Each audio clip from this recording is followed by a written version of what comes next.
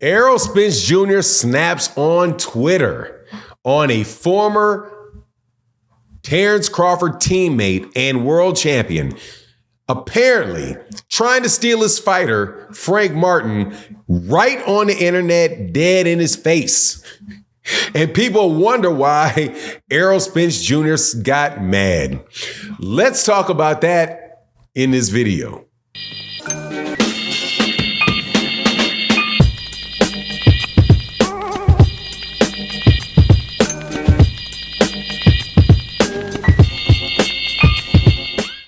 All right, welcome back to the channel. It's your boy Fanon, and in this video, we are going to be laughing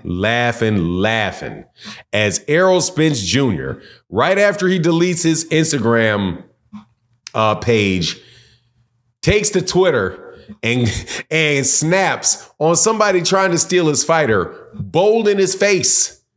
Like he ain't gonna see it, and like what you doing doesn't matter. Now, before I get into the details, let me welcome you back to the channel. If you're new to the channel, man, hit that subscribe button. And if you've been around for a while, thank you for watching again.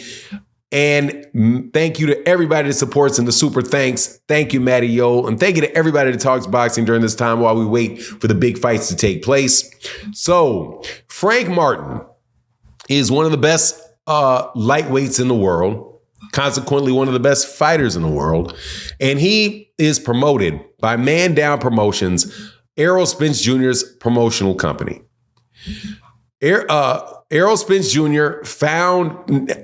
I'm not going to say he discovered in the larger sense, or he put on a big stage, Frank Martin out of Indianapolis, Indiana. Picked up boxing a little late in life, but is a tremendous athlete, tremendous fighter. Has wins over Michelle Rivera. Just won kind of a close fight in his last one, but still, I do believe he's number 4 in the WB. I think he's number 4 in the WBA. Very close to being a mandatory challenger for Gervonta Davis and getting himself into a really big fight.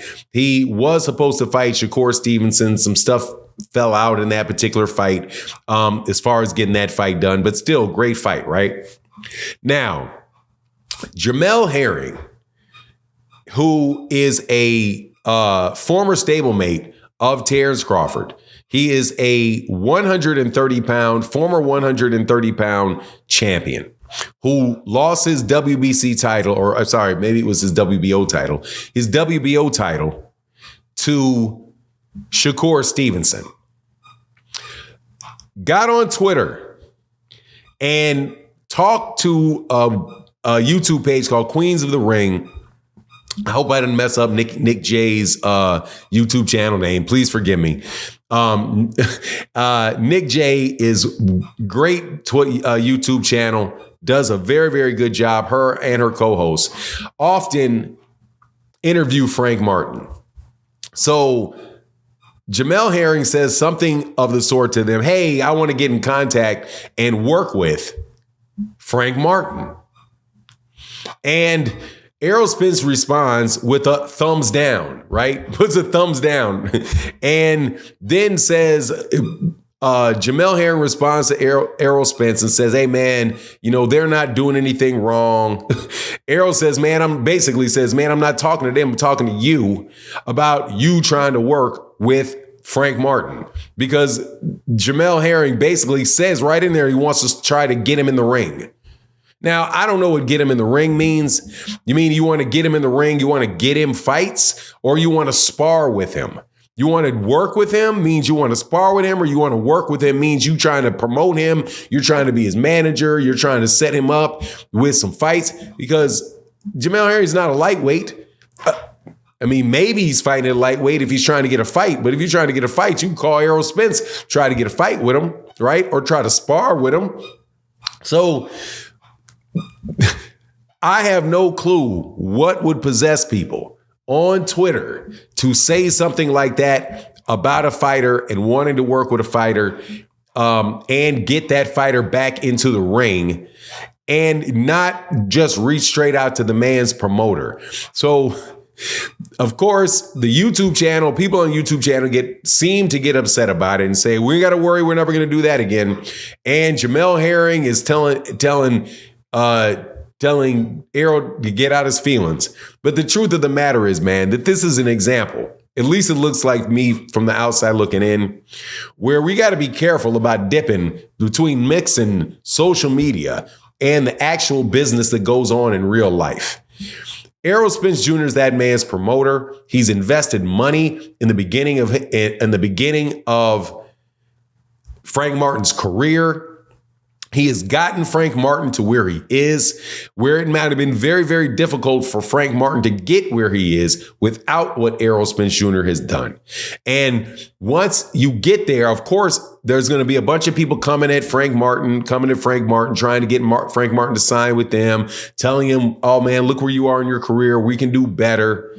But if you could have done better, where were you before he got to where he is? Because Frank Martin is definitely doing better than he was before he signed with Errol Spence Jr. But now that Errol got him to where he is, somebody else want to jump in there and start talking about, oh, man, I can do better for you. I can get you to this next level. And you got to make sure that Errol gets what Errol needs out of that situation. Otherwise, Errol's wasting his time, wasting his money on developing a fighter. And you can't get mad that Errol would jump out there and say, hey, man, what are you doing? You don't do that. No, you cannot work with Frank Martin. Kick rocks, man. But the women on the YouTube channel that did it, I don't believe that they meant any harm by it whatsoever. They know Frank Martin. Frank Martin gives them regular interviews, been on the channel at least 2 times that I've seen, and they have a friendship with Frank Martin. So if Jamel Herring goes to them and says, hey, can you hook me up with Frank Martin? I want to work with him. And they say, hey, no worries. I'll get you in contact with him. They're not trying to harm anybody or do anything. But Jamel Herring Jamel Herring should know better, because Jamel Herring has had managers. Jamel Herring has had promoters. Jamel Herring is a professional fighter and has a general idea about what you do and what you shouldn't do, and what he could do and what he couldn't do as far as working with other managers and other promoters that may approach him when he's under contract. Now, specifically, the issue with contacting people like that and offering them to do work with them is that you're interfering with the contract of somebody else. And there is actually a tort or a personal a tort that is called intentional interference with contractual and business relations.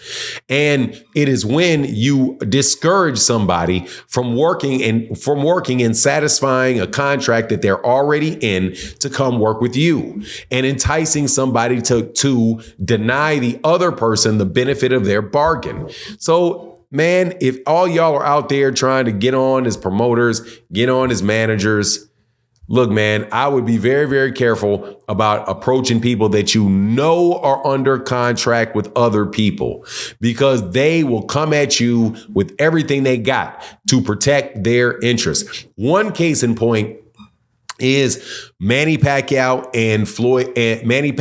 and Bob Arum. There was years that people tried to work with Manny Pacquiao. Even whenever Manny Pacquiao's contract seemed like it was up, people come out of the woodwork to try to get Manny Pacquiao to work with them.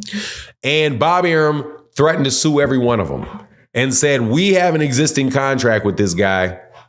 If you enter into an agreement with you, we will enforce our agreement, and scared off a bunch of people from trying to work with Manny Pacquiao, from having to deal with what was going on. So if I was Jamel Herring, I wouldn't be mad that Errol Spence Jr. said that to me. I might be grateful that he said it to me and that his lawyer didn't say it to me and wind up getting me in a sticky situation after you actually contacted him. I think that was kind of a favor to the man. But anyway, that's my take on the matter. Please let me know what you think in the comment section. And with that, I'm out. Deuces.